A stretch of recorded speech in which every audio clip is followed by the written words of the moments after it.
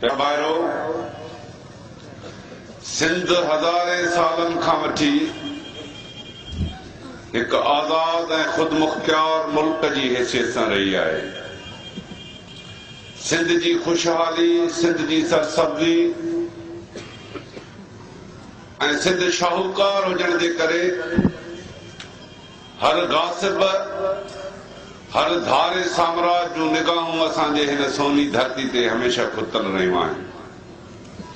तारीख़ शाहिद आहे त कॾहिं हिते अंग्रेज आया, कॾहिं अरगून आया, तुर्खान आया, मुगल आया, अरब साम्राज्य आयो, हिते कब्ज़ा कयूं, हितां जी दौलत लुटियूं, पर सिंध जे गैरतमंद पुटनि हमेशह उन्हनि जो मुक़ाबिलो कयो ऐं घणो अरसो हुननि खे पंहिंजे धरती ते हुननि रण न ॾिनो, विढ़िया, सिर ॾिनऊं, उंदर कुआयूं, पर धरती पंहिंजी आजी करायूं, आज़ाद करायूं।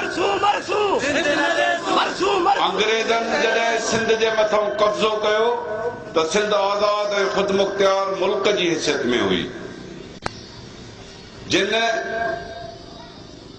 100 साल असांजे मथां हुकुमरानी कई, पर सिंध जे माण्हुनि उन्हनि जे ख़िलाफ़ मज़ाहिमत कई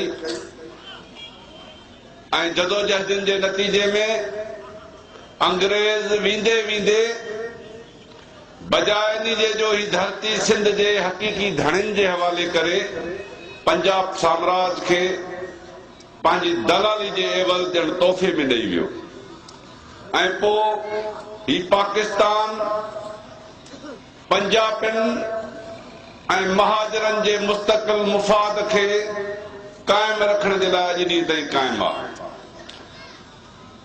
अॼु 65 साल थी विया आहिनि हिन पाकिस्तान खे ठहे। हिन 65 सालनि में सिंध सां जेके नाइंसाफ़ियूं ऐं ज़्यादतियूं थियूं आहिनि, उहो तारीख़ जो हिकिड़ो वॾो बाब बणिजी वियो आहे। हिन मुसलमाननि जो नालो वठी, इस्लाम जो नालो वठी असांजा शहर असांखां खसे विया, असांजा दरिया असांखां खसे विया, असांजी धरती जेके ख़ुदा ताला हिन धरती जे सीने में एतिरी त दौलत ऐं एतिरा खज़ाना दफ़न कया आहिनि जो तव्हांजे धरती जे सीने मां बेपनाह गैस निकिरे थी, जेका हिन मुल्क जे 67% गैस फराहम करे थी। हिते बेपनाह तेल निकिरे थो पियो, असांजे थर जो कोयलो उन जी एतिरी त वॾी मालियत आहे, जेकॾहिं उन मां बिजली पैदा कई वञे, तव्हां यकीन सां चवां थो त पूरी ॾखण एशिया खे सिंध बिजली फराहम करे ॾेई सघे थी। उहा साल ॿिनि या 5 सालनि जे लाइ या 50 साल जे लाइ न, पर 1000 साल ताईं उहा बिजली हली सघे थी। ऐं उन कोयले जी क़ीमत जेकॾहिं 6 करोड़ सिंधी माण्हुनि में विरायूं त फी माण्हूअ खे भली घर में 10 भाती हुजनि, 10 भातियुनि खे 1.25 करोड़ रुपयो हिकु माण्हू खे ईंदो।